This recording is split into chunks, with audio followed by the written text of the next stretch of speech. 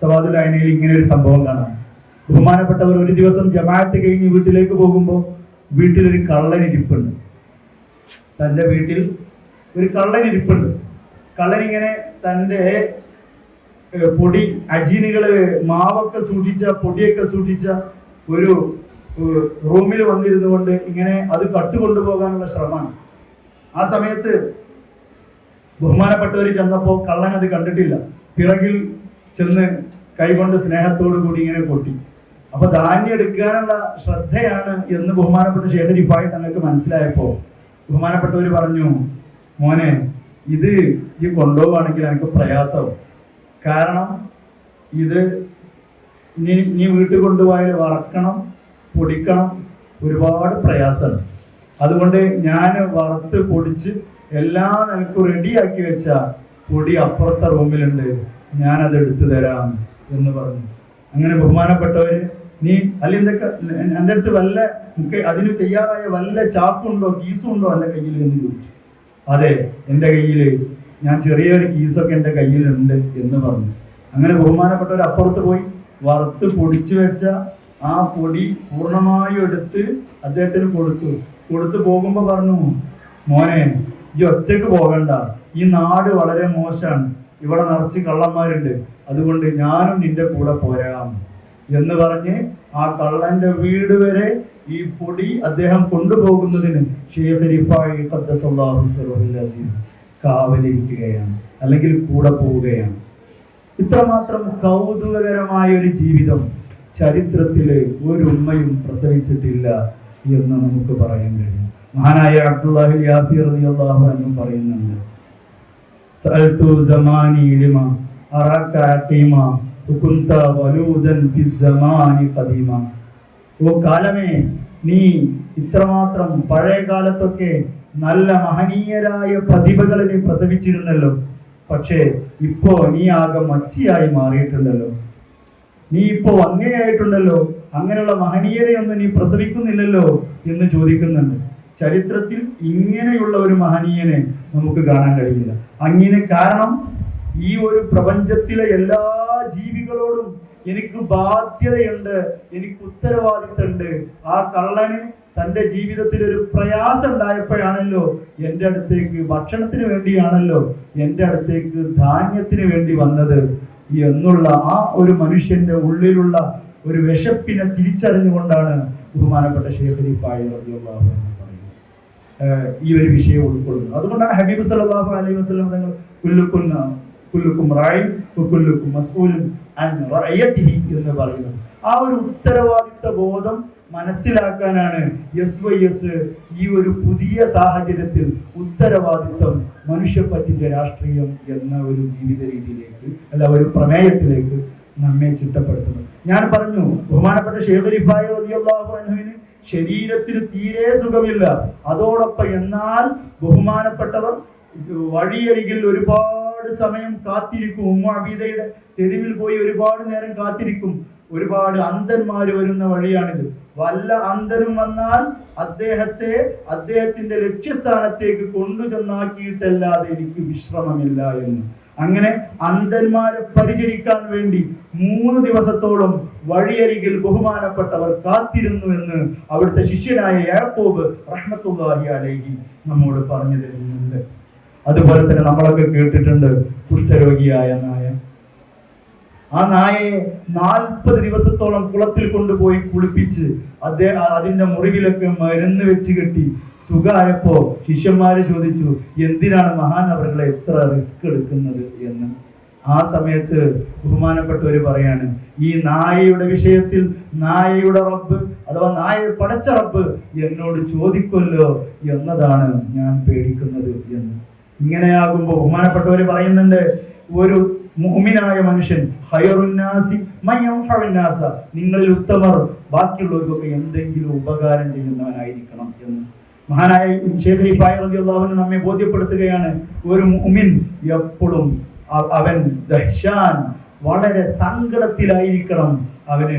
എനിക്ക് എൻ്റെ ഈ ഒരു സമയത്ത്, ഈ ഒരു നിമിഷത്തിൽ എനിക്ക് ആർക്കെങ്കിലും ഉപകാരം ചെയ്യാൻ കഴിയോ എന്ന് ചിന്തിച്ചായിരിക്കണം ഓരോ മനുഷ്യനും ഇങ്ങനെ സഞ്ചരിക്കേണ്ടത്. നമ്മൾ ഓരോരുത്തരും തന്നെ എനിക്ക് ഇന്നേ ദിവസം ആർക്കെങ്കിലും ഉപകാരം ചെയ്യാൻ പറ്റുമോ, ഏതെങ്കിലും ഒരു ജീവിക്ക് എനിക്ക് ഉപകാരം ചെയ്യാൻ പറ്റുമോ എന്ന് കരുതിയാവണം.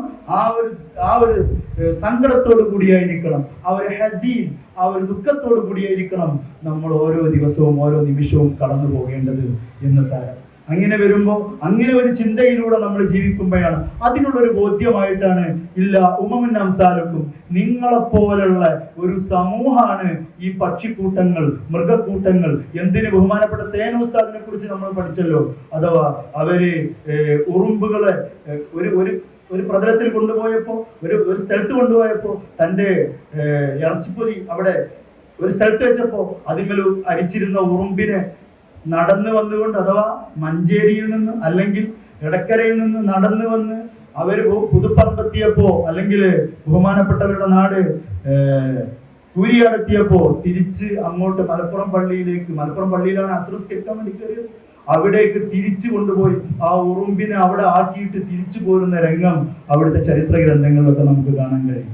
അങ്ങനെ വരുമ്പോ ആ ഉറുമ്പ് പോലും എന്നെ പോലൊരു സമുദായമാണ്, എന്നെ പോലെ കുടുംബമുള്ള ഒരു സമൂഹമാണ് ഈ ഉറുമ്പ്. ആ ഉറുമ്പിന്റെ ഉമ്മയും ഉപ്പയും മക്കളും വേർപിരിയാൻ ഞാനൊരു കാരണാവരുത് എന്ന് ബഹുമാനപ്പെട്ട തേൻ ഉസ്താദ് നമ്മോട് ബോധ്യപ്പെടുത്തി തന്നു. കുണ്ടൂർ ഉസ്താദിനെ കുറിച്ച് ഞാൻ കഴിഞ്ഞ ക്ലാസ്സിൽ നിങ്ങളോട് സൂചിപ്പിച്ചു. ബഹുമാനപ്പെട്ടവര് നായയെ കല്ലെടുത്തെറിയുമ്പോ അതിന്റെ ഉമ്മക്ക് വിഷമാവൂലേ, ഉപ്പക്ക് വിഷമാവൂലേ എന്ന് കുട്ടികളായ ഞങ്ങളോട് ചോദിച്ചത്. ഇങ്ങനെ ജീവികളെ എല്ലാം സ്നേഹത്തോടു കൂടി കണ്ട ഒരു ലോകം, അതാണ് മഹനീയരുടെയൊക്കെ ലോകം. ബഹുമാനപ്പെട്ടവര് രാവിലെ വീട്ടിൽ നിന്ന് ഇറങ്ങുമ്പോ എന്നും ഒരു കയറ് കയ്യിൽ കരുതുമായിരുന്നു. എന്നിട്ട് കാട്ടിൽ പോയി വിറക് വെട്ടിയിട്ട് ഈ കയറിൽ കെട്ടി അത് ചുമലേറ്റി വന്ന് വിധവകൾക്ക്, നാട്ടിലുള്ള ആർമില ഈ വിധവകൾക്ക് അത് കൊണ്ടുപോയി കൊടുക്കുക എന്ന് വീട്ടിൽ കത്തിക്കാൻ വേണ്ടി. ബാക്കി വരുന്ന വിറകുകൾ അങ്ങാടിയിൽ കൊണ്ടുപോയി വിറ്റ് അത് നാട്ടിലെ പാവങ്ങൾക്ക് ബഹുമാനപ്പെട്ടവർ വിതരണം ചെയ്യുമായിരുന്നു. മാത്രല്ല, നാട്ടിൽ ബഹുമാനപ്പെട്ടവരുടെ ചെലവിൽ മാത്രം കഴിയുന്ന നിരവധി ഫുഖറാക്കൾ ഉണ്ടായിരുന്നു എന്നാണ് ചരിത്ര ഗ്രന്ഥങ്ങൾ മഹാനവറുകളെ കുറിച്ച് സൂചിപ്പിക്കുന്നത്. മഹാനവറുകൾക്ക് ഭക്ഷണം കഴിക്കാൻ വേണ്ടിയായിരുന്നില്ല, മഹാനവറുകൾ 3 ദിവസത്തിൽ ഒരിക്കൽ മാത്രമാണ് ബഹുമാനപ്പെട്ടവർ ഭക്ഷിച്ചിരുന്നത്. ഞാൻ നേരത്തെ സൂചിപ്പിച്ചു, ബഹുമാനപ്പെട്ടവർക്ക് നിരന്തരം വയറ്റിന്ന് പോകുന്ന ഇസ്ഹാലിന്റെ അസുഖം ഉണ്ടായത് കൊണ്ട് തന്നെ ചോദിച്ചു, നിങ്ങൾക്ക് എവിടുന്നാണ് ഇത്ര മാത്രമൊക്കെ വയറ്റിന്ന് പോകാൻ ഉണ്ടാകുന്നത് എന്ന് ചോദിച്ചപ്പോ ബഹുമാനപ്പെട്ടവർ പറയാണ്, അത് അല്ലാഹു നൽകുന്നതാണ് എന്നുള്ള ബോധത്തിൽ. എനിക്കുള്ള ആ ഒരു ഭക്ഷണവും എനിക്കുള്ള ആ ഒരു സമൃദ്ധിയൊക്കെ റബ്ബ് നൽകുന്നതാണ് എന്ന് ബഹുമാനപ്പെട്ടവര് പറയുന്നത്. ഇങ്ങനെ പാവങ്ങൾക്ക് വേണ്ടി, ഈ അർബിലത്തുകൾക്ക് വേണ്ടി, ഫുഖറാക്കൾക്ക് വേണ്ടി ചുമലിലേറ്റി വിറകേറ്റി കൊണ്ടുവന്ന് അത് വിൽക്കുകയും അതുകൊണ്ട് കിട്ടുന്ന കാശ് വിതരണം ചെയ്യുകയും ചെയ്യുന്ന ഒരു മഹനീയനായ ഒരു വലിയനെ നമുക്കിവിടെ കാണാൻ കഴിയും. അതോടൊപ്പം തന്നെ ഭയങ്കര ലളിതമായ ജീവിതമായിരുന്നു. പരിക്കനും നല്ല സമ്പന്നമായ കുടുംബത്തിലാണ് ബഹുമാനപ്പെട്ടവർ വസിച്ചത്. മാത്രല്ല, അവിടെയുള്ള ജനങ്ങളെല്ലാം ബഹുമാനപ്പെട്ടവർക്ക് ഇഷ്ടംപോലെ ഹദിയകൾ കൊണ്ടുവന്ന് കൊടുത്തിരുന്നു. ബഹുമാനപ്പെട്ടവരുടെ കുടുംബങ്ങൾക്കും ഹദിയകൾ കൊണ്ടുവന്ന് കൊടുത്തിരുന്നു. അതുകൊണ്ട് തന്നെ നല്ല സമ്പന്നമായ ചരിത്രങ്ങൾ പല അഭിപ്രായങ്ങളുണ്ട്. ബഹുമാനപ്പെട്ടവർ ഗർഭിണിയായിരിക്കുന്ന സമയത്താണ് പിതാവ് മരിച്ചത് എന്നും, അങ്ങനെ അവിടുന്ന് നേരത്തെ ഉസ്താദ് സൂചിപ്പിച്ചതുപോലെ 7-ാം വയസ്സിലാണ് മരിച്ചത് എന്നും പറയുന്നത്. ഇങ്ങനെ വരുമ്പോ ആ ഒരു ചരിത്ര ഭാഗങ്ങൾ നോക്കുമ്പോൾ തന്നെ ആ ഗർഭസ്ഥാവസ്ഥയിൽ പോലും ബഹുമാനപ്പെട്ടവർക്ക് നിരവധി കറാമത്തുകൾ വരികയും, നിങ്ങളുടെ പെങ്ങളുടെ മകന് സ്വർഗസ്ഥനാണ്, അവന് സ്വർഗം ഉറപ്പാണ് എന്നൊക്കെ ബഹുമാനപ്പെട്ടവർക്ക് ഉൾവിളികൾ വന്നതൊക്കെ ചരിത്രത്തിൽ സവാദുൽ ഐനിയിലൊക്കെ നമുക്ക് കാണാൻ കഴിയും. മാത്രല്ല, ബഹുമാനപ്പെട്ട ഒരു നല്ല അധ്യാപകനായിരുന്നു. സമൂഹത്തിൽ എപ്പോഴും ഇടപഴകി ജീവിക്കുന്നത് കൊണ്ട് തന്നെ ജനങ്ങളുടെ എല്ലാവരുടെയും അഭിപ്രായങ്ങൾ എപ്പോഴും തേടാറുണ്ടായിരുന്നു. മാത്രല്ല, ജനങ്ങളുടെ ശിഷ്യന്മാരുടെ ഇടക്കിടക്ക് ചോദിക്കും, നിന്റെ അടുത്ത് എന്തെങ്കിലും ന്യൂനത ഉണ്ടോ? കൂടെ ജീവിക്കുമ്പോൾ നമ്മളെപ്പോഴും ശ്രദ്ധിക്കേണ്ട ഒരു കാര്യമാണ്, എൻ്റെ അടുത്ത് എന്തെങ്കിലും ന്യൂനത ഉണ്ടോ, എന്തൊക്കെ ന്യൂനതയാണ് എൻ്റെ അടുത്തുള്ളത്. ഒരു ദിവസം ശിഷ്യന്മാരോട്, മഹാനായ യാക്കൂബ്, അവിടുത്തെ ശിഷ്യനായ യാക്കൂബ് തങ്ങൾ ഉദ്ധരിക്കാണ്, എനിക്ക് എന്തെങ്കിലും ന്യൂനത ഉണ്ടോ എന്ന് ബഹുമാനപ്പെട്ട ഒരു സദസ്സ് കണ്ണിൽ വെള്ളം നിറച്ചുകൊണ്ട് ചോദിച്ചു, എനിക്ക് പരിഹരിക്കേണ്ടതായ എന്തെല്ലാം ന്യൂനത ഉണ്ടോ. അപ്പൊ ശിഷ്യന്മാര് പറഞ്ഞു, നിങ്ങൾക്ക് ആകെ ഒരു ന്യൂനതയേ ഉള്ളൂ, നിങ്ങൾക്ക് ശിഷ്യന്മാരായി ഞാൻ ഉണ്ടായി, ഞങ്ങളുണ്ടായി എന്നുള്ള ഒരു ന്യൂനത മാത്രമാണ് നിങ്ങൾക്കുള്ളത് എന്ന് പറഞ്ഞപ്പോൾ ബഹുമാനപ്പെട്ടവർ കരഞ്ഞുപോയി. അപ്പോ വാഹനം നന്നാകുമ്പോ അതിന്റെ പുറത്തുള്ള യാത്രികരും നന്നാവുമല്ലോ എന്ന് പറഞ്ഞ് ബഹുമാനപ്പെട്ടവർ തന്റെ ശിഷ്യന്മാരെ സമാധാനിപ്പിച്ചത് ചരിത്രത്തിൽ കാണാൻ കഴിയും. ബഹുമാനപ്പെട്ടവർ വൃദ്ധർക്ക് നമുക്കറിയാം, നമ്മുടെ ഇപ്പോഴൊക്കെയാണ് പാലിയേറ്റീവ് കെയറുകളൊക്കെ വന്നത്. വൃദ്ധന്മാർ, ബഹുമാനപ്പെട്ടവർ നിരന്തരം കുളിപ്പിച്ചു കൊടുത്തിരുന്ന വൃദ്ധന്മാരുണ്ടായിരുന്നു അവിടെ. നിരന്തരം ആഴ്ചയിൽ ഒരു ദിവസം ചെന്നുകൊണ്ട് ബഹുമാനപ്പെട്ടവർ കുളിപ്പിച്ചു കൊടുക്കും. കുഷ്ഠരോഗികൾക്കൊക്കെ മുസാഫഹത്ത് ചെയ്യാനൊക്കെ മടിയായിരുന്നു അന്നത്തെ സമൂഹത്തിൽ. ബഹുമാനപ്പെട്ടവർ അവരെ മുസാഫഹത്ത് ചെയ്യുകയും അവരോട് കൂടെ ചേർന്ന് അവർക്ക് വേണ്ട ആതുര ശുശ്രൂഷകൾ നൽകുന്ന ഒരു സാഹചര്യങ്ങൾ ഉണ്ടായിരുന്നു. ബഹുമാനപ്പെട്ടവർ അവർക്ക് കുളിപ്പിച്ചു കൊടുക്കും, വേണ്ട അത്തർ വിതരണം നടത്തി കൊടുക്കും, അവരുടെ മുടി വാർന്നു കൊടുക്കും, ഇങ്ങനെ അവരുടെ വസ്ത്രങ്ങളൊക്കെ കളക്ട് ചെയ്ത് അലക്കി കൊടുക്കും. ഇതെല്ലാം ഉണക്കി സുന്ദരന്മാരാക്കി അവരെ സമൂഹത്തിന്റെ ഭാഗമാക്കി ചേർത്ത് പിടിക്കുന്ന ഒരു ആതുര സേവനത്തിന്റെ ശ്രദ്ധേയമായ ഒരു അധ്യായമാണ് ബഹുമാനപ്പെട്ട ഷെയ്ഖ് ഖലീഫായി ഖദ്ദസല്ലാഹു സിർറഹു മഹാനവറുകൾ നമുക്ക് കാണാൻ കഴിയുന്നു. എല്ലാവരും, ചെറിയ കുഞ്ഞുങ്ങൾ മുതൽ വലിയവർ വരെ എല്ലാവരെയും ബഹുമാനപ്പെട്ടവർ വിളിച്ചിരുന്നത് സയ്യിദി എന്നായിരുന്നു. എല്ലാവരെയും വിളിച്ചിരുന്നത് സയ്യിദി എന്നായിരുന്നു. അപ്പൊ ശിഷ്യന്മാര് ചോദിച്ചു, എന്തിനാണ് നിങ്ങൾ എല്ലാവരെയും ഇങ്ങനെ സയ്യിദി എന്ന് വിളിക്കുന്നത് എന്ന്. ആ സമയത്ത് ബഹുമാനപ്പെട്ടവർ നൽകുന്ന വിവരണം, ഇവനായിരിക്കാം സബബു ഖലാസി ഇലൽ ജന്ന, എന്നെ സ്വർഗത്തിലേക്ക് നയിക്കാനുള്ള ഒരു കാരണമായിട്ട്, എനിക്കൊരു സയ്യിദായിട്ട് ഇവനായേക്കാം, എനിക്കൊരു രക്ഷയുടെ മാർഗമായി എന്റെ മുന്നിലുണ്ടാവുക എന്ന് ബഹുമാനപ്പെട്ടവർ പറയുന്നുണ്ട്. മാത്രല്ല ബഹുമാനപ്പെട്ടവർ എപ്പോഴും പറയുന്നുണ്ട്, അല്ലാഹുമ്മ ലാ ഐഷ ഇല്ലാ ഐഷുൽ ആഖിറ, ഇവിടത്തെ ഇഹലോക ജീവിതം ഒരു ജീവിതമല്ല. ഇവിടെ നമ്മൾ പരമാവധി മറ്റുള്ളവർക്ക് വേണ്ടി ജീവിച്ചാൽ ആഖിറത്തിലെ ജീവിതം എനിക്കുണ്ടാവും.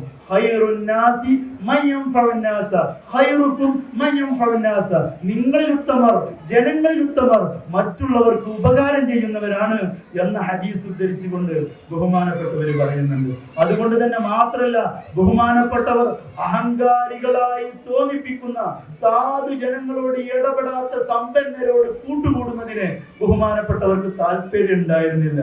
അതുകൊണ്ട് തന്നെ ബഹുമാനപ്പെട്ടവർ പറയണ്ടേ, നിങ്ങള് ഭരണാധികാരികളോട് കൂട്ടുകൂടരുത്, അത് നിങ്ങൾക്ക് യൂരിസുൽ കിബർ, അത് നിങ്ങൾക്ക് കിബർ ഉണ്ടാക്കും.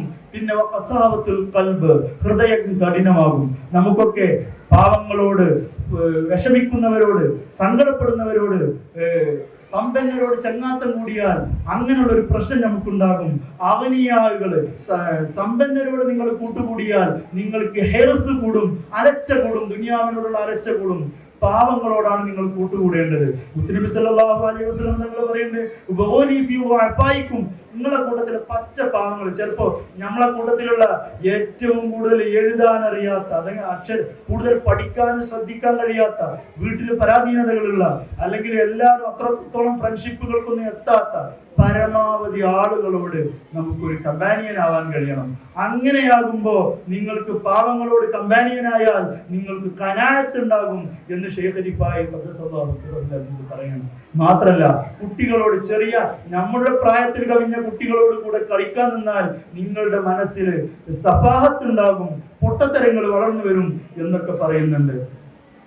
പിന്നെ നിങ്ങൾ പണ്ഡിതന്മാരോട് കൂട്ടുകൂടുക, കൂട്ടത്തിൽ വിവരമുള്ളവരോട് കൂട്ടുകൂടുക. അങ്ങനെ കൂടുമ്പോ അൽ-ഇത്തിബാഉൽ കാമിൽ, പരിപൂർണമായ ഒരു കൂട്ടുകെട്ട് അങ്ങനെയായിരിക്കും നിങ്ങൾക്കുണ്ടാവുക എന്ന്. മാത്രല്ല, ബഹുമാനപ്പെട്ടവരുടെ സംസാരം വളരെ കുറച്ച് മാത്രമേ ബഹുമാനപ്പെട്ടവർ സംസാരിക്കുള്ളായിരുന്നു. പക്ഷേ ആ വിഷമിക്കുന്ന സാധുക്കളായ ജനങ്ങളോട്, വളരെ ഫുഖറാക്കളായി ആരും എത്തി നോക്കാത്ത കുഷ്ഠരോഗികളും വൃദ്ധന്മാരുമായ ആളുകൾ അടുത്തു ചെന്ന് നന്നായി സമാധാനത്തിന്റെ സംസാരങ്ങൾ സംസാരിക്കുമായിരുന്നു. അങ്ങനെ വരുമ്പോ ചിരിക്കാൻ മറന്നുപോയ കുടുംബങ്ങൾ ബഹുമാനപ്പെട്ടവരുടെ മുന്നിൽ നിന്ന് പൊട്ടിച്ചിരിക്കുമായിരുന്നു എന്നൊക്കെ സവാദുൽ ഐനയിൽ നമുക്ക് കാണാൻ കഴിയും. അഥവാ നമുക്കറിയാം, ഒരാൾ രോഗിയാകുമ്പോൾ അയാളുടെ രോഗത്തിന്റെ 80% അയാളുടെ മാനസിക രോഗമാണ് പലപ്പോഴും ഉണ്ടാവുക. മനസ്സിന്റെ ഒരു ഒറ്റപ്പെട്ടു പോയ ഒരു സാഹചര്യങ്ങളിൽ നിന്നാണ് പലപ്പോഴും മനുഷ്യർ രോഗിയായി മാറുന്നത്. കൂട്ടുകൂടുമ്പോ, ഫ്രണ്ട്ഷിപ്പുകൾ കൂടുമ്പോ, പരസ്പരം ആശ്വാസവാക്കുകൾ പറയാൻ ആളുകൾ ഉണ്ടാകുമ്പോ നമുക്ക് പലപ്പോഴും രോഗി എന്നുള്ള ഒരു മനോഭാവത്തിലേക്ക് എത്തിപ്പെടുകയില്ല. മനസ്സുകൂടി രോഗിയാകുമ്പോഴാണ് ഒരു രോഗി വീണ്ടും വീണ്ടും വീണ്ടും രോഗിയായി മാറുക. അങ്ങനെ വരും. അതുകൊണ്ടാണ് ഹബീബ് സല്ലല്ലാഹു അലൈഹി വസല്ലം തങ്ങൾ ഹഖ്ഖുൽ മുസ്ലിമി അലൽ മുസ്ലിമി സിത്തുൻ, ഒരു മുസ്ലിമിന് അപരനോടുള്ള ബാധ്യതകൾ 6 ഒന്ന്, ഇദാ മരിദ, അവന് രോഗിയായാൽ അവനെ സന്ദർശിക്കുക എന്ന് ഹബീബ് സല്ലല്ലാഹു അലൈഹി വസല്ലം തങ്ങൾ പറയാനുണ്ടായിരുന്നു.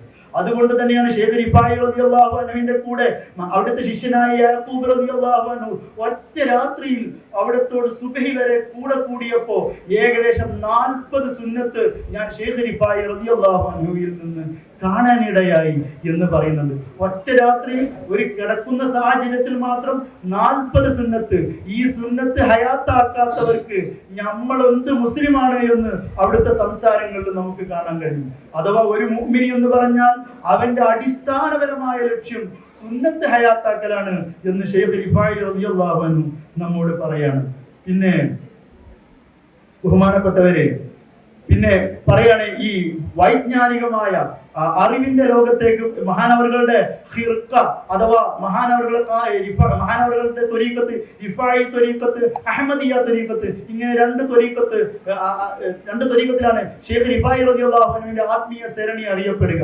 അതുകൊണ്ട് തന്നെ ബഹുമാനപ്പെട്ടവർ പറയാണ്, ഇൽമു വേണമെങ്കിൽ അതല്ലെങ്കിൽ എന്റെ ഹിർക്ക എന്ന് പറഞ്ഞ ത്വരീഖത്തിന്റെ ഒരു ഉന്നത സ്ഥാനത്തെത്തുമ്പോൾ കൊടുക്കുന്ന വസ്ത്രമാണ്. ആ ഹിർക്ക ധരിക്കണമെങ്കിൽ അല്പം പ്രയാസങ്ങൾ സഹിക്കണമെന്ന്.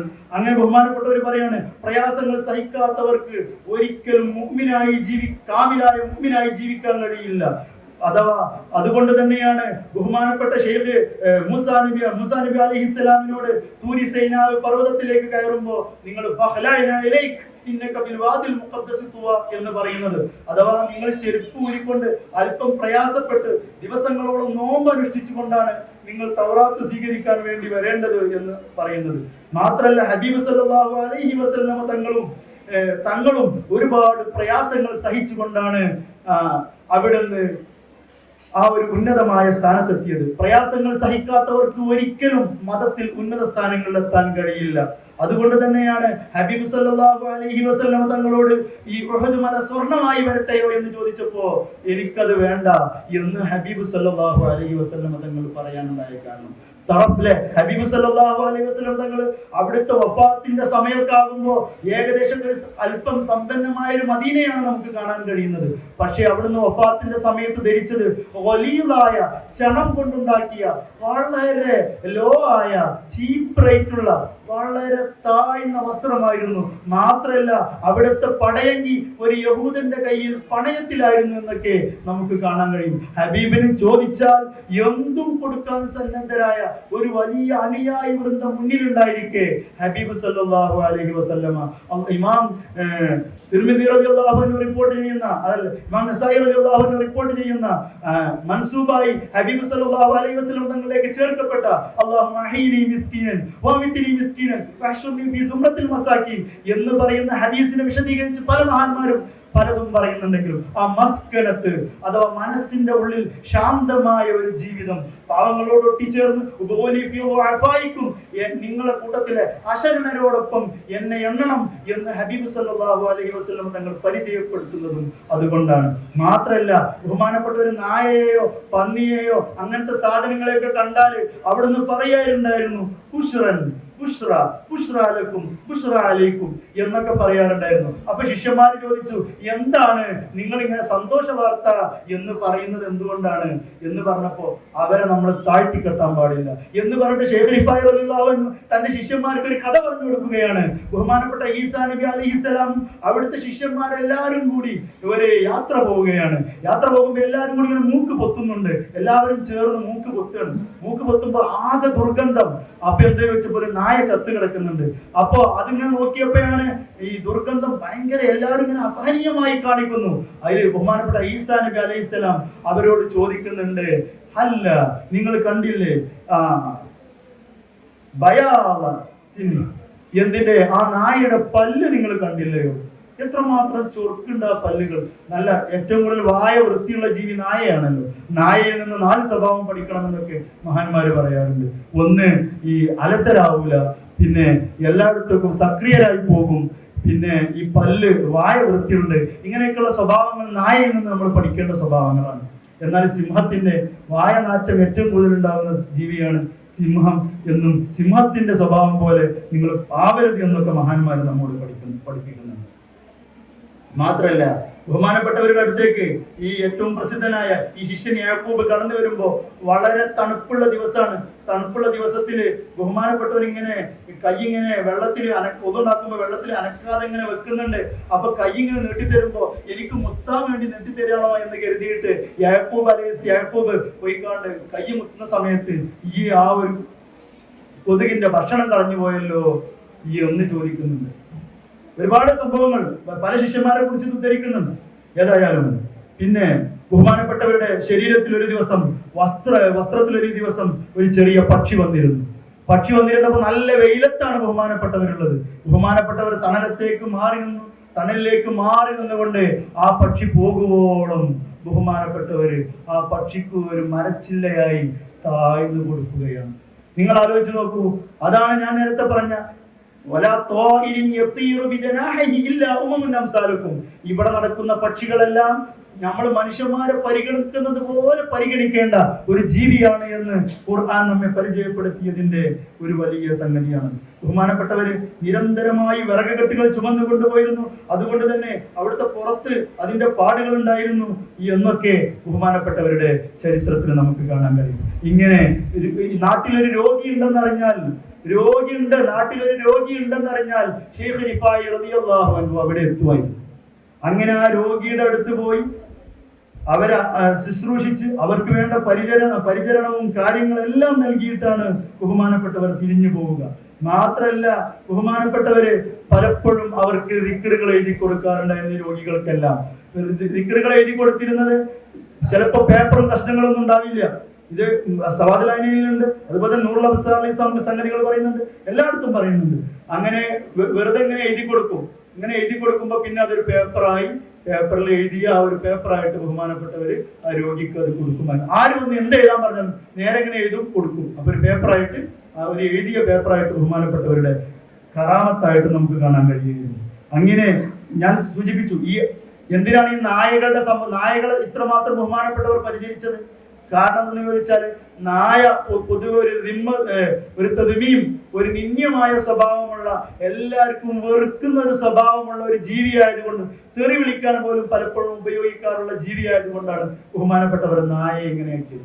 അതുകൊണ്ട് തന്നെയാണ് ഒരു മത്വം, നാട്ടിലുള്ള ഒരു മത്വം അല്ലെങ്കിൽ ഒരു ഭക്ഷണശാല, ഒരു ഹോട്ടൽ എന്നൊക്കെ നമ്മൾ പറയുന്ന ആ ഹോട്ടലിന്റെ പിറകിൽ ഭക്ഷ്യവസ്തുക്കൾക്ക് വേണ്ടി കടിപിടി കൂടുന്ന ഒരു നായകളുടെ സംഘം ഉണ്ടായിരുന്നു. ആ നായകളുടെ സംഘത്തെ ബഹുമാനപ്പെട്ടവർ കാവലിരുന്ന് ബഹുമാനപ്പെട്ടവർ. കാരണം എന്താ ചോദിച്ചപ്പോ ശിഷ്യന്മാര് ചോദിക്കുന്നുണ്ട്, എന്തേ നിങ്ങള്? അപ്പൊ പറഞ്ഞു ഇവിടെ ശിഷ്യന്മാരോട് പറയുന്നുണ്ട്, ഞാൻ ഇവിടുന്ന് പോയാൽ ആളുകൾ ഈ നായയുടെ ഒച്ച കേട്ട് വന്ന് ഈ നായകളുടെ ഭക്ഷണത്തിന് ശല്യപ്പെടുത്തും, അതുകൊണ്ടാണ് ഞാൻ നായകൾക്ക് കാവലിരിക്കുന്നത് എന്ന് ബഹുമാനപ്പെട്ടവർ പറയണം. മാത്രല്ല ഈ നായകളോട് ബഹുമാനപ്പെട്ടവർ സംവദിക്കുന്നുണ്ട്, നിങ്ങൾ ഇങ്ങനെ ഒച്ച ഉണ്ടാക്കാൻ പാടില്ല, ഇങ്ങനെ ഒച്ച ഉണ്ടാക്കിയാൽ നിങ്ങളെ ജനങ്ങൾ വന്ന് നിങ്ങളുടെ ഭക്ഷണത്തിന് ശല്യപ്പെടുത്തുമെന്ന്. ഇങ്ങനെ സമൂഹത്തിന്റെ കൂടെ നിന്ന്, സഹജീവികളോട് കൂടെ നിന്ന്, മറ്റു ജീവികൾക്കൊപ്പം നിന്ന്, ഒരു സമൂഹത്തിന്റെ ഭാഗമായി ഇതര ജീവികളോടൊപ്പം നിന്ന് ഉള്ള ഒരു സാന്ത്വനത്തിന്റെ ഒരു ഉത്തരവാദിത്വ ബോധത്തോടു കൂടിയാണ് ബഹുമാനപ്പെട്ടവരെ ജീവിക്കുന്നത്. എന്നാൽ അതേസമയം ബഹുമാനപ്പെട്ടവർ മഹാസൂഫിയായിരുന്നു. ഈ ഒരു ജീവിതക്രമങ്ങളാണ് നമ്മളൊക്കെ മനസ്സിലാക്കുന്നത്. ഇപ്പോ നമുക്കൊക്കെ അവകാശങ്ങളെ കുറിച്ചാണ് പറയാനുള്ളത്. ഇഷ്ടംപോലെ അവകാശങ്ങളുണ്ട് അല്ലെ? രാഷ്ട്രീയപരമായ അവകാശങ്ങളുണ്ട്, കുടുംബത്തിൽ നമുക്ക് അവകാശങ്ങൾ കിട്ടാണ്ട്, ഉമ്മാന്റെയൊക്കെ അവകാശങ്ങൾ കിട്ടാണ്ട്, ഉപ്പാന്റെയൊക്കെ അവകാശങ്ങൾ കിട്ടാണ്ട്. നമ്മൾ ഈ അവകാശങ്ങളെ കുറിച്ച് മാത്രമാണ് സംവദിക്കുന്നത്. ആ ഒരു സാഹചര്യത്തിലാണ് SYS നമ്മോട് ഉത്തരവാദിത്തങ്ങളെ കുറിച്ച് പരിചയപ്പെടുത്തുന്നത്. ഇസ്ലാമി എന്ന് പറഞ്ഞാൽ തന്നെ അല്ലെ, ഒരു ഉത്തരവാദിത്തമുള്ള ഒരു മനുഷ്യൻ ജനിച്ചു വീഴുന്നത് തന്നെ ഒട്ടനേകം ഉത്തരവാദിത്തങ്ങളുള്ള ഒരു സമൂഹമായിട്ടാണ് നമ്മൾ ജനിച്ചു വീഴുന്നത്. ആ ഒരു ഉത്തരവാദിത്വം സ്വയം ഏറ്റെടുക്കുമ്പോഴാണ് നമ്മൾ മനുഷ്യരായി മാറുന്നത്. അല്ല, നമ്മൾ സമൂഹത്തിന്റെ ഒരു ആശ്രിതരായി മാത്രം ചെറിയ പ്രായത്തിൽ ഉമ്മാന്റെ അല്ലെ എനിക്കെന്തെങ്കിലും ഉപകാരങ്ങൾ മാത്രം ചെയ്യും, ബാക്കിയുള്ളവർക്ക് ഉപകാരമുള്ളതൊന്നും ചെയ്യില്ല എന്നുള്ള ഒരു മനസ്സാണ് നമുക്കുള്ളതെങ്കിൽ ഒരിക്കലും നമുക്ക് ഒരു മുസ്ലിമായി ജീവിക്കാൻ ഒരിക്കലും കഴിയില്ല. ബഹുമാനപ്പെട്ടവർ പറയാണ്, ഉപകാരമില്ലാത്ത ഒരു ജീവിതം ഒരിക്കലും ഞാൻ ജീവിച്ചിട്ടില്ല എന്ന് ഷെയ്ഖ് റിഫായി റളിയല്ലാഹു അൻഹു പറയും. അതിന് കാരണമായിട്ട് ബഹുമാനപ്പെട്ടവർ പറയുന്നുണ്ട്, ഞാൻ എൻ്റെ ഉസ്താദായ ഷെയ്ഖ് ഖർനൂബി റളിയല്ലാഹു അൻഹുവിന്റെ അടുത്ത് സമീപിച്ചു. ഷെയ്ഖ് ഖർനൂബി റളിയല്ലാഹു അൻഹുവിന്റെ അടുത്ത് സമീപിച്ചപ്പോ ഷെയ്ഖ് ഖർനൂബി റളിയല്ലാഹു അൻഹു കൊല്ലത്തിൽ ഒരു ഉപദേശമേ കൊടുക്കുള്ളൂ. അപ്പോ ഒരു ഉപദേശം ഒരു കൊല്ലത്ത് ബഹുമാനപ്പെട്ടവർ പോയപ്പോ ബഹുമാനപ്പെട്ടവരോട് പറയാണ്, മുൽതഫിത്തുൽ ലാ യസിൽ, തിരിഞ്ഞോക്കിയവർ എത്തിച്ചേരുകയില്ല എന്ന്. ഇപ്പൊ പഠിക്കണോ പഠിക്കണ്ടേ എന്ന് ഞാൻ ഇങ്ങനെ എനിക്ക് ഡൗട്ട് ആണെങ്കിൽ ആ സമയത്ത് പഠിപ്പ് എന്തായാലും നടക്കൂല. അതാണ് മുൽതഫിത്തുൽ ലാ യസിൽ, തിരിഞ്ഞോക്കിയാൽ എത്തിച്ചേരൂല എന്ന്. അഥവാ ഇവിടെ നിൽക്കുക, MIT നിൽക്കുക, അല്ലെങ്കിൽ നമ്മുടെ സ്ഥാപനങ്ങൾ ഇപ്പൊ പഠിച്ചുകൊണ്ടിരിക്കുന്ന സ്ഥാപനങ്ങൾ നിൽക്കുക, എന്നിട്ട് അവിടെ എനിക്ക് ഒന്നുകൂടി നന്നാവുമായിരുന്നു, അല്ലെങ്കിൽ ആണ്ട് പോയാലോ എന്നിങ്ങനെയൊക്കെ ചോദിച്ചാൽ ഒരിക്കലും നമ്മുടെ ലക്ഷ്യത്തിൽ അവിടെ എത്തൂല്ല, നമ്മുടെ നിലവിലുള്ള ലക്ഷ്യത്തിൽ എന്താവൂല, എത്തിച്ചേരുകയില്ല. അതാണ് ബഹുമാനപ്പെട്ട അബ്ദുൽ മലിക് ഖർനൂബി റളിയല്ലാഹു അൻഹു തന്റെ ശിഷ്യനായ ഷെയ്ഖ് റിഫായി റളിയല്ലാഹു അൻഹുവിന് കൊല്ലത്തിൽ ഒരിക്കൽ കൊടുത്ത ഉപദേശം മുൽതഫിത്തുൽ ലാ യസിൽ, തിരിഞ്ഞോക്കിയാൽ എത്തിച്ചേരുകയില്ല എന്നുള്ളതാണ്. പിന്നെ സംശയിക്കുന്ന ആള് വിജയിക്കൂല, സംശയിപ്പിക്കുന്ന ആള് വിജയിക്കൂല. മുഷക്കിക്ക് ഒരാളെ കുറിച്ച് അല്ലെങ്കിൽ ഒരു സംവിധാനങ്ങളെ കുറിച്ച്, ഒരു പ്രസ്ഥാനത്തെ കുറിച്ച്, ഒരു വ്യക്തിയെ കുറിച്ച്, ഒരു നന്മയെ കുറിച്ച് സംശയിപ്പിക്കുന്ന ആള് ഒരിക്കലും വിജയിക്കുകയില്ല എന്ന് ഹബീബ് സല്ലല്ലാഹു അലൈഹി വസല്ലം തങ്ങളിൽ നിന്ന് മഹാനായ ഇമാം ഖർനൂബി റളിയല്ലാഹു അൻഹു ഷെയ്ഖ് റിഫായി റളിയല്ലാഹു അൻഹു ഉപദേശിക്കാം. പിന്നീട് മൂന്നാമതായി പറയുന്നത്, മല്ലം യഅരിഫ് നഖ്സ ഔഖാതിഹി വകുല്ലു ഔഖാതിഹി നഖസ്, സമയത്തിന്റെ മൂല്യം അറിയാത്തവരുടെ മുഴുവൻ സമയവും നഷ്ടത്തിലാണ് എന്ന്. സമയത്തിന്റെ ഇങ്ങനെ 3 ഉപദേശങ്ങൾ കൊണ്ടാണ് ബഹുമാനപ്പെട്ട റിഫായി ഷെയ്ഖ് റളിയല്ലാഹു അൻഹു ഈ ഉന്നത സ്ഥാനത്തെത്താൻ കാരണമെന്ന് ബഹുമാനപ്പെട്ടവർ ഉദ്ധരിച്ച് ചരിത്രങ്ങളിലൊക്കെ നമുക്ക് കാണാൻ കഴിയുന്നുണ്ട്. എനിക്കൊന്നും ചെയ്യാനില്ല എന്ന് കരുതുന്നത് ഉത്തരവാദിത്തമില്ലായ്മ, നമ്മുടെ പോരായ്മയാണ്. ഞാൻ നേരത്തെ പറഞ്ഞു, എപ്പോഴും ഒരു മുദ്ഹിഷായിരിക്കണം, ഒരു ദഹ്ഷാനായിരിക്കണം, എനിക്ക് എന്തെങ്കിലുമൊക്കെ ഈ സമൂഹത്തിന് ചെയ്യാനുണ്ടോ, ഒരു ഉത്തരവാദിത്തം എനിക്ക് ചെയ്യാനുണ്ടോ എന്നുള്ള രീതിയിൽ ഒന്നുമില്ലെങ്കിൽ ഒരാളെ മുഖത്ത് നോക്കിക്കാണ്ട് വശ്യമായി ഒന്ന് പുഞ്ചിരിക്കുന്നത് സ്വതക്കയെന്ന് പറയാനുള്ള കാരണം എന്താണ്?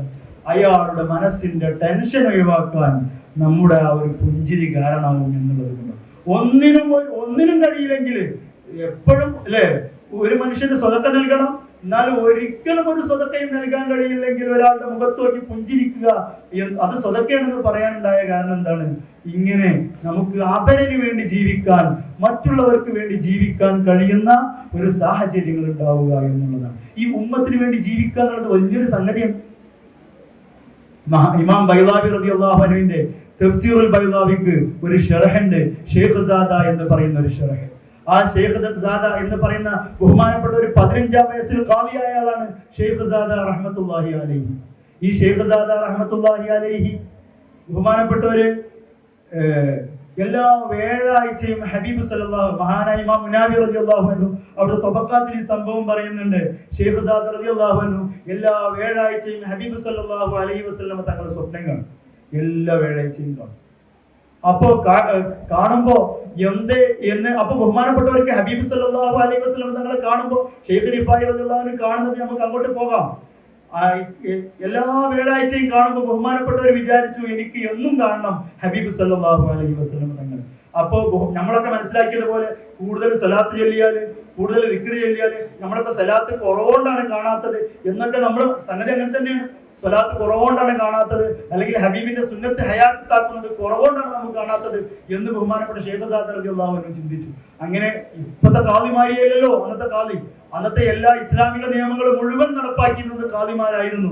അതുകൊണ്ട് തന്നെ ഖാദിമാർക്ക് തിരക്കായതുകൊണ്ട് തന്നെ എനിക്ക് ഇബാദത്തുകൾ ചെയ്യാൻ, സുന്നത്തുകൾ കൂടുതൽ ചെയ്യാൻ സമയം കിട്ടണില്ലല്ലോ എന്ന് കരുതിയിട്ട് ബഹുമാനപ്പെട്ടവർ ഖാദി സ്ഥാനം രാജിവെക്കുകയാണ്. പക്ഷേ സാധാരണ വ്യാഴാഴ്ചകളിൽ കാണാറുണ്ടായിരുന്ന ബഹുമാനപ്പെട്ട ശൈഖ് ദാദ റളിയല്ലാഹു അൻഹു തീരെ ഹബീബ് സല്ലല്ലാഹു അലൈഹി വസല്ലമ തങ്ങളെ കാണാതായി. ആ കാണാതായ സാഹചര്യത്തില് ബഹുമാനപ്പെട്ടവര് പിന്നെ ഖാദി സ്ഥാനം രാജിവെച്ചപ്പോൾ തീരെ കാണാതായപ്പോ ബഹുമാനപ്പെട്ടവര് പിന്നെ തീരുമാനിക്കുകയാണ്, എന്തേ എനിക്ക് ഹബീബ് സല്ലല്ലാഹു അലൈഹി വസല്ലം കാണാതായത് എന്ന് കരുതിയിട്ട് ഒരുപാട് കാലം നീണ്ട ഇബാദത്ത് ചെയ്യുകയാണ്. നിങ്ങളുടെ ഇബാദത്ത് ചെയ്യുമ്പോൾ ബഹുമാനപ്പെട്ടവർക്ക് ഇൽഹാം എത്തി, നിങ്ങൾ ഈ ഉമ്മത്തിന് സേവനം ചെയ്യുമ്പോൾ മാത്രമാണ് നിങ്ങളും ഞാനും തമ്മിലുണ്ടാകുന്ന ബാധ്യത ഉണ്ടാവുക. നിങ്ങൾ ആ ഖാദി സ്ഥാനത്ത് നിന്ന് മാറി വന്നപ്പോഴാണ് നിങ്ങൾക്കും എനിക്കും ഒരു തമ്മിലൊരു ബന്ധം ഇല്ലാതായി പോയത്. അപ്പൊ പ്രിയപ്പെട്ട വിദ്യാർത്ഥികളെ, ഈ ശൈഖ് റിഫായി റളിയല്ലാഹു അൻഹുവിന്റെ ജീവിതത്തിൽ നമ്മൾ മനസ്സിലാക്കേണ്ടത്, നമ്മുടെ കൂടെ നമ്മുടെ സമീപത്ത് ഉള്ള ഓരോരുത്തരോടും എല്ലാവരോടും നമുക്ക് ഉത്തരവാദിത്തങ്ങളുണ്ട്. എൻ്റെ അയൽവാസിയായ ഒരു രോഗി ഉണ്ടെങ്കിൽ ആ രോഗിക്ക് എനിക്ക് ഉത്തരവാദിത്തമുണ്ട്. എൻ്റെ വീട്ടിൽ എൻ്റെ വല്യമ്മ ടെൻഷൻ അടിച്ചിരിക്കുന്നുണ്ടെങ്കിൽ വല്യമ്മക്ക് വർത്താനം പറയാൻ ഒരാളില്ലെങ്കിൽ അവിടെ എനിക്കൊരു ഉത്തരവാദിത്തമുണ്ട്. എൻ്റെ അയൽവാസിയിൽ എനിക്ക് കാണാൻ പറ്റുന്നവർക്ക് ഒരു പ്രയാസം ഉണ്ടെങ്കിൽ അവിടെ എനിക്ക് ഉത്തരവാദിത്തമുണ്ട്. എനിക്ക് എന്തെങ്കിലുമൊക്കെ ഒരു സമയം, നിർബന്ധമായ വിഷയങ്ങൾ കഴിഞ്ഞതിന് ശേഷം എനിക്ക് സമയം ബാക്കിയുണ്ടെങ്കിൽ എനിക്ക് ഈ സമൂഹത്തിനോട് ഉത്തരവാദിത്തമുണ്ട്. അവർക്ക് പഠനപരമായ എന്തെങ്കിലും പഠിപ്പിച്ചു കൊടുക്കാൻ കഴിയുമെങ്കിൽ അതെനിക്ക് നിർവഹിക്കാൻ കഴിയും. അതുപോലെ തന്നെ മറ്റു പല സംഗതികളും എനിക്ക് ഉത്തരവാദിത്തത്തോടു കൂടി നിർവഹിക്കാൻ കഴിയുമെന്നുള്ള ഒരു മനോഭാവത്തിൽ നമ്മുടെ കാര്യങ്ങളൊക്കെ നീങ്ങി പോകേണ്ടതുണ്ട്. ഇങ്ങനെ വരുമ്പോൾ ശൈഖ് ജീലാനി, ശൈഖ് റിഫായി ഖദ്ദസല്ലാഹു സിർറഹുൽ അസീസ് നല്ല ആഷിഖായിരുന്നു ബഹുമാനപ്പെട്ടവര് ഹിജ്റയിലേക്ക് പോയതും അവിടെ ഫീ ഹാലത്തിൽ പോയതി കുന്തു റൂഹി ഉർസിലുഹാ തുഖബ്ബിൽ അർള അന്നി വഹിയ നായിബതി വഹാദിഹി നൗബത്തുൽ അശ്ബാഹി ഖദ് ഹദറത് ഫംദുദി യദൈക ലികൈ തുഹബാ ബിഹാ ശഫതി എന്ന് ബഹുമാനപ്പെട്ടവർ പറഞ്ഞപ്പോൾ ബഹുമാനപ്പെട്ട ഹബീബ് സല്ലല്ലാഹു അലൈഹി വസല്ലം തങ്ങൾ അവിടുത്തെ കൈ കാണിച്ചു കൊടുത്തതൊക്കെ ചരിത്രത്തിൽ നമുക്ക് കാണാൻ കഴിയും. അങ്ങനെ നമുക്ക് പറയാനുണ്ടല്ലോ, നമ്മുടെ മുന്നിലൊക്കെ കഴിഞ്ഞു പോകുന്ന ഒരുപാട് ജീവികൾ, ഭക്ഷണം കിട്ടാത്ത ജീവികൾ, കിളികൾ, പറവകൾ. നമുക്കിപ്പോൾ വെള്ളമൊക്കെ ചൂടൊക്കെ അത്യാവശ്യമുള്ള സമയമാണ്. വെള്ളമില്ലാതെ പലപ്പോഴും നല്ല ചൂടുമാണ്. പക്ഷികളൊക്കെ വെള്ളമില്ലാതെ പ്രയാസപ്പെടുന്നുണ്ട്. വീട്ടിലെ പൂച്ചകൾ വെള്ളമില്ലാതെ പ്രയാസപ്പെടുന്നുണ്ട്. അവർക്കൊക്കെ ഈ ശൈഖ് റിഫായി ഖദ്ദസല്ലാഹു സിർറഹുൽ അസീസ് തങ്ങളുടെ അവരെ കൂടെ നമ്മൾ സ്വർഗത്തിൽ ഒരുമിച്ച് ചേരണം എന്ന് കരുതിയിട്ട് ബഹുമാനപ്പെട്ടവർക്കൊക്കെ മനസ്സിൽ കരുതി പാവങ്ങൾക്ക് നമ്മൾ പരമാവധി സേവനങ്ങൾ ചെയ്യണം. ഇതര ജീവികൾക്ക് നമ്മൾ സേവനങ്ങൾ ചെയ്യണം. ബഹുമാനപ്പെട്ടവര് വയറിനായിരുന്നു അസുഖമെന്ന് നമ്മൾ പറഞ്ഞല്ലോ. ബഹുമാനപ്പെട്ടവര് ദിവസം ഇങ്ങനെ വല്ലാതെ വഫാത്തിനോട് അടുത്ത സമയത്ത് കൂടുതൽ സമയം ബഹുമാനപ്പെട്ടവർക്ക് വയറ്റിൽ നിന്ന് അസുഖം ഉണ്ടായിരുന്നു. അങ്ങനെ വയറ്റിൽ നിന്ന് ഇങ്ങനെ പോകും. അവസാനം വയറ്റിലുള്ള എല്ലാം കഴിഞ്ഞു ശരീരത്തിലെ മാംസങ്ങൾ വരെ ഉരുകി പോവാൻ തുടങ്ങി. അങ്ങനെ ഹിജ്റ 578 ജമാദുൽ അവ്വൽ 12 ബഹുമാനപ്പെട്ടവർ ഇഹലോകത്ത് നിന്ന് വിട പറയുന്നത്. അപ്പോ അല്ലാഹു സുബ്ഹാനഹു വ തആല ബഹുമാനപ്പെട്ടവരുടെ മദദ് നമുക്ക് എല്ലാ മേഖലകളിലും നൽകുമാറാവട്ടെ. ആമീൻ എന്ന് ഉണർത്തുന്നു. അല്ലാഹു സുബ്ഹാനഹു വ തആല അവരുടെ ആ ഒരു വിശാലമായ സേവന വഴി ഒരു ചെറിയ ജീവിതത്തിലെ ഒരു ചെറിയ നിമിഷമെങ്കിലും അവരൊക്കെ അവരുടെ ജീവിതത്തിലെ 24 മണിക്കൂറും സേവനത്തിന് വേണ്ടി നീക്കിവെച്ചവരായിരുന്നു. ചെറിയ രംഗത്തെങ്കിലും നമ്മുടെ ഉത്തരവാദിത്വത്തിന്റെ ഭാഗമാണെന്ന് മനസ്സിലാക്കി സേവനങ്ങളിൽ നിറഞ്ഞു നിൽക്കാൻ റബ്ബ് നമുക്ക് തൗഫീഖ് നൽകുമാറാവട്ടെ എന്ന് നിർത്തി എല്ലാവരും ദുആ ചെയ്യുക. ബഹുമാനപ്പെട്ടവരോടൊപ്പം സുഖലോക സ്വർഗത്തിൽ ഒരുമിച്ച് കൂടാൻ ഈ മജ്ലിസ് ഒരു സബബായി നമ്മിൽ നിന്ന് റബ്ബ് ഖബൂൽ ചെയ്യുമാറാവട്ടെ.